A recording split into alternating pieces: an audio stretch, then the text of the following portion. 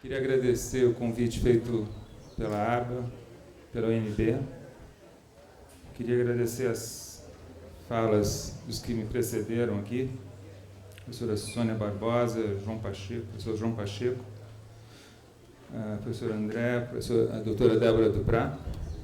E desculpas por, na parte da manhã, não poder estar presente para ouvir os indígenas que falaram pela manhã, Raoni, Megaron.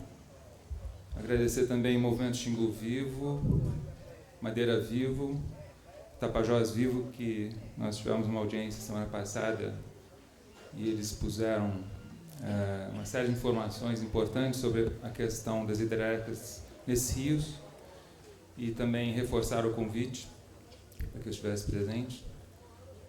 E dizer que eu não vim muito para falar, não, vim para escutar. Exatamente, eu acho que essa minha função, a função da Secretaria-Geral na presidência da presidenta Dilma Rousseff é o diálogo com a sociedade, a função principal da Secretaria-Geral da Presidência da República.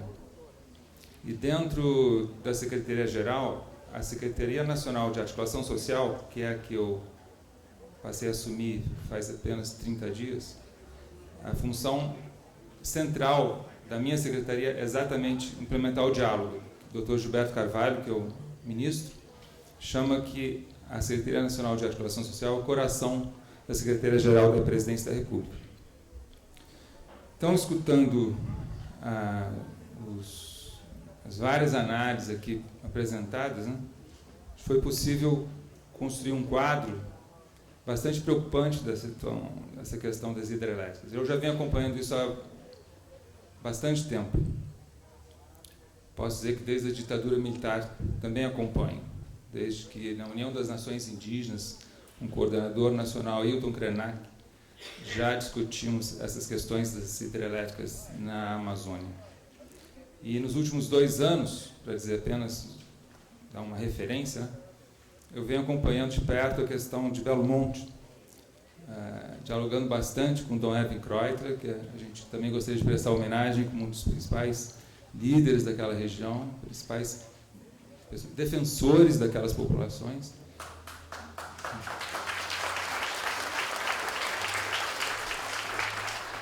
Queria fazer homenagem explícita a Dom Erwin aqui.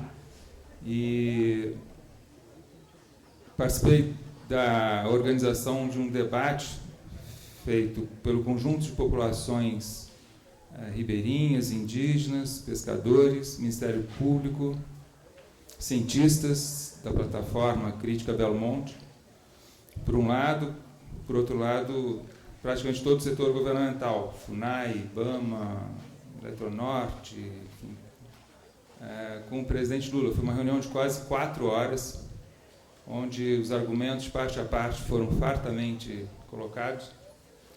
Infelizmente, esse diálogo não houve uma canalização institucional. Eu acho que é uma questão que deve ser levada em consideração, uma autocrítica nesse sentido.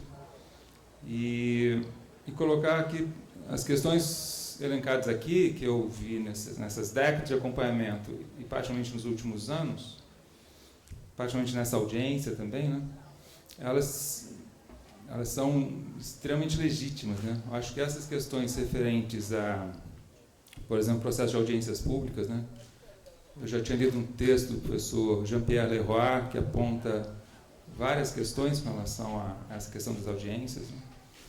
Acho que essas questões abordadas pela doutora Débora, como o professor João Pacheco, a questão do impacto, né? O que é impacto? Se impacto é apenas aquele impacto visível num mapa, ou se é um impacto que diz respeito a relações de parentesco, relações de compadrio, relações culturais, né? Então, tudo isso que é pouco visível, mas que pode ser aprendido pela antropologia, por outra ciência, né, ou pelo próprio modo de ver dos índios, na medida que eles explicitam, a gente pode visualizar essas redes invisíveis, né, de relações culturais e relações com a natureza, né.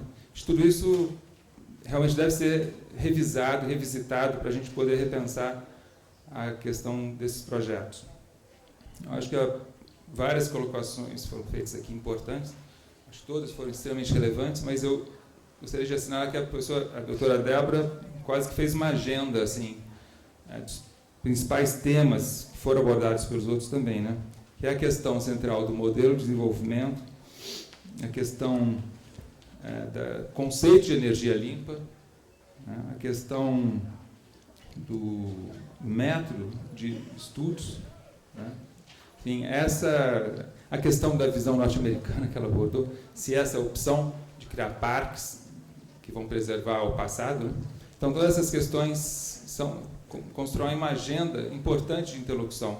Eu vejo aqui da secretaria da qual eu sou responsável com a sociedade organizada, com os povos indígenas, quilombolas, comunidades tradicionais. Então, já na audiência com os 3 movimentos, né, Xingu Vivo, Tapajós Vivo e Madeira Vivo, eu tinha levantado isso. Quer dizer, acho que essa aliança dos rios na Amazônia estão construindo um novo sujeito político.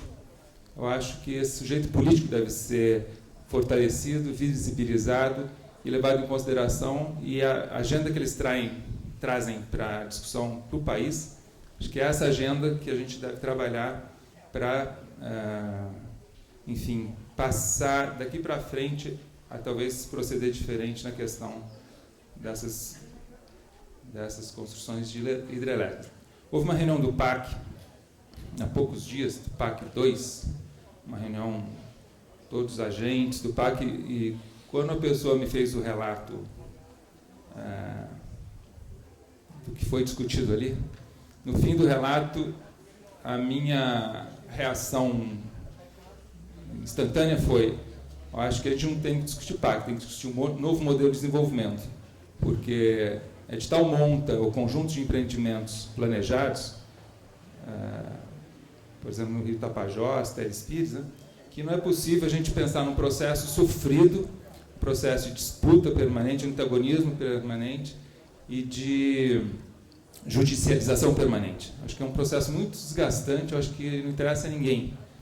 Eu acho que a gente deveria, né, construir essa agenda de interlocução a nível de presidência da República para realmente pegar esses temas e tentar ver a possibilidade de construirmos uma outra forma de produção de energia, de construção de hidrelétricas, de relacionamento com as comunidades tradicionais, e assim por diante. Então, eu não vou falar muito mais, só queria deixar essa proposta aqui, pelo menos em termos da minha secretaria, que é a Secretaria Nacional de Articulação Social, me colocar à disposição para trazer para dentro do governo, para a própria presidência, essa agenda, né, e tentar, nesse sentido, trazendo essa agenda, poder tanto discutir o passivo de usinas como a Madeira Geral, como a questão mais emergente, urgente e preocupante de Belo Monte, como também a questão dessa agenda futura, né, de hidrelétricas previstos para rios Tapajós, Telespires e outros, né.